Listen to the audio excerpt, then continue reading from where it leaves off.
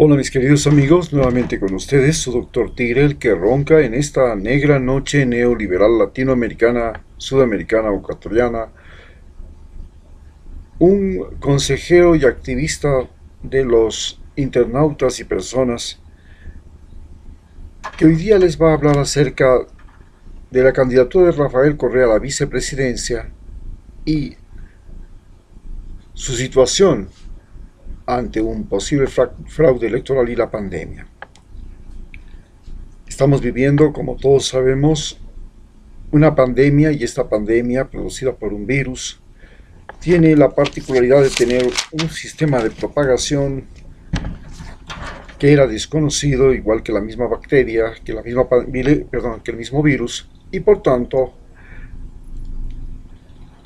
este ha sido el factor sorpresa con el que la humanidad entera se ha enfrentado, que ha tenido como secuela más importante una catástrofe económica global en la cual los países del continente americano, sobre todo, son los más afectados. En este aspecto y en este ambiente donde la pandemia ha generado una crisis, la crisis en el caso de Ecuador se ha caracterizado porque además de la alta mortalidad ha hecho florecer la corrupción. Tenemos que Moreno, nuestro presidente, había rifado los hospitales, como ustedes saben, las compras públicas, y ha inclusive disminuido el presupuesto del Ministerio de Salud, estando en la pandemia. Prefirió el pago de la deuda externa para de esa manera poder recibir créditos internacionales que no han servido para resolver la situación de los ecuatorianos. Es dinero que llega para rifarse, para ser repartido, igual que los hospitales, entre sus aliados, colaboradores y compinches, al igual que se ha repartido las empresas públicas que ahora las está festinando, incluido las refinerías.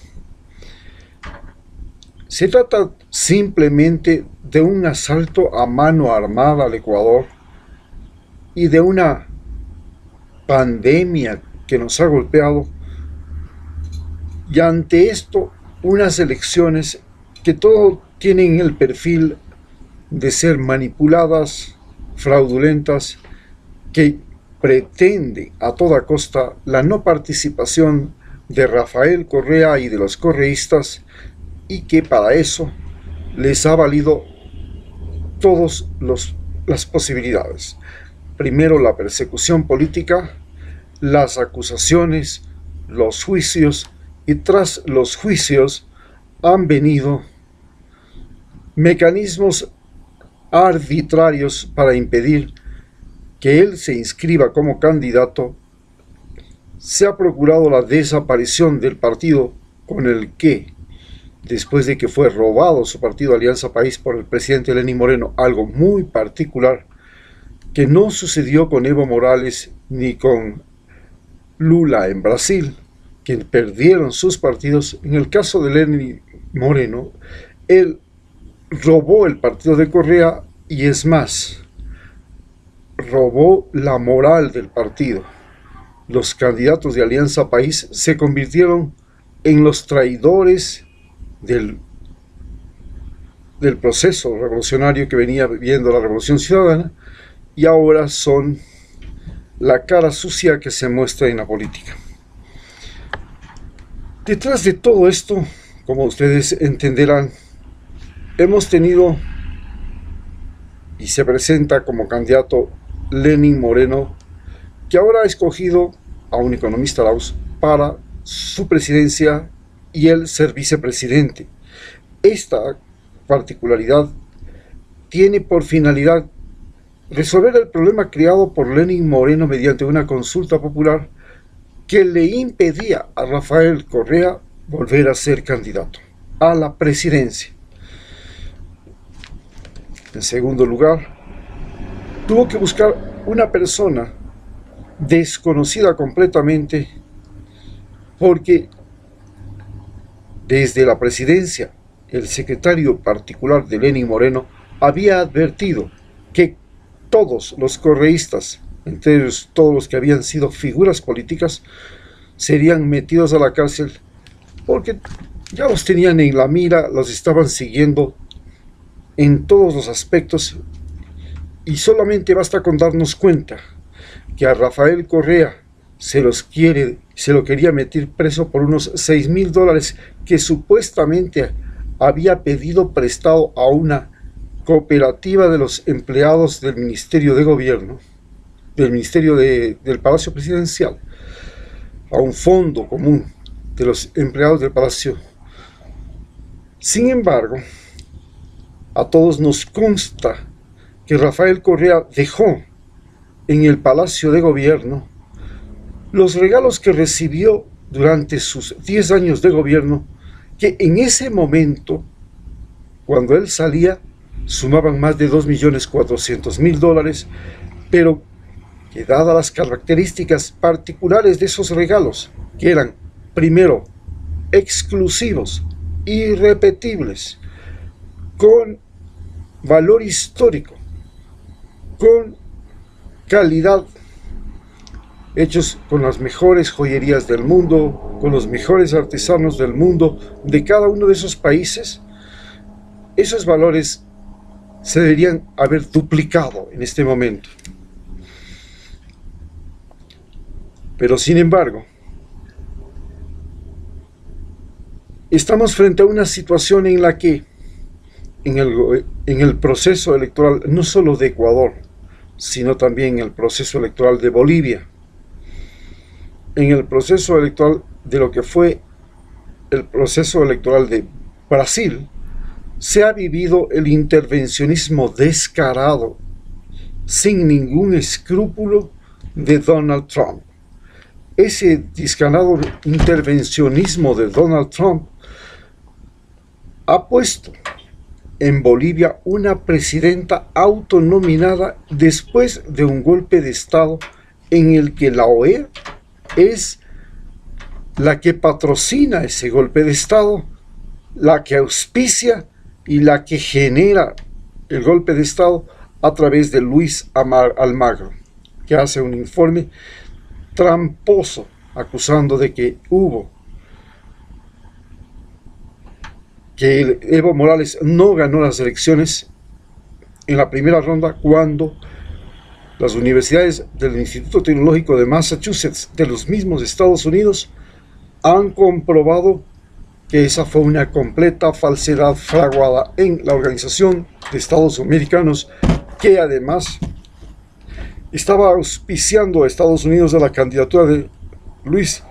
Almagro para la reelección, y que terminó siendo reelecto. Con estas condiciones también sabemos que Evo Morales fue destituido, en tanto que Lenín Moreno ha sido sostenido en Ecuador, a pesar de que tiene apenas una credibilidad de menos del 7%. 93% de los ecuatorianos no le creen, no le respaldan y lo votan. En el Ecuador, la historia nos revela que todo presidente que llegó a tener menos del 10% de la popularidad fue destituido. Pero en el Ecuador también se da el caso de que Lenín Moreno permitió 2 bases militares norteamericanas y el control del ejército y la policía por parte de la embajada norteamericana, a cambio de que se les sostuviera contra viento y marea, misión que ha sido cumplida exitosamente por el ministro Osvaldo Jarrín. Así pues, nos enfrentamos a una elección y a un fraude electoral donde la mano de Trump está presente, y donde el famoso anticomunismo, antisocialismo con el que Donald Trump ha actuado frente a Cuba, a Venezuela, a Nicaragua, también se ha hecho presente en Ecuador y Bolivia. En este ambiente y en estos aspectos es como Rafael Correa tuvo el arrojo de presentarse a la candidatura para presidente en lugar de permanecer tranquilo en su Bélgica querida, que le brinda todo tipo de protección y que, por más que se ha hecho lo imposible para detenerlo, Interpol ha dicho: esto es una persecución política, no lo vamos a detener. Siga, señor presidente, expresidente del Ecuador, tranquilo en ese país, monte su bicicleta, paséese. Pero desgraciadamente Rafael Correa ha visto como su más preciado amigo, Jorge Glass, el más sincero de sus amigos, se encuentra en la cárcel, sufriendo la peor de todas las situaciones. Una cárcel donde, además de que ha entrado el COVID, las bandas de narcotráfico libran una guerra interna, y en las narices del presidente preso, del vicepresidente preso, se matan a diestra y siniestra, como lo ha ocurrido hace 3 semanas. La vida del vicepresidente, de su amigo, está en peligro, y si él no hace nada para salvarlo, terminaría siendo como Lenín Moreno, un traidor más, un cobarde más, un mentiroso más. Pero además, como error adicional, Lenín Moreno y el gobierno de Lenín Moreno hace la persecución sobre los colaboradores más cercanos de Rafael Correa. Muchos de ellos se han refugiado en las embajadas de México y Argentina. Situación que además nuevamente lo obliga a regresar al país para librar la defensa de la gente que un día le supo ser leal. Muy por el contrario que Lenín Moreno, la persona que lo traicionó. Muchas gracias.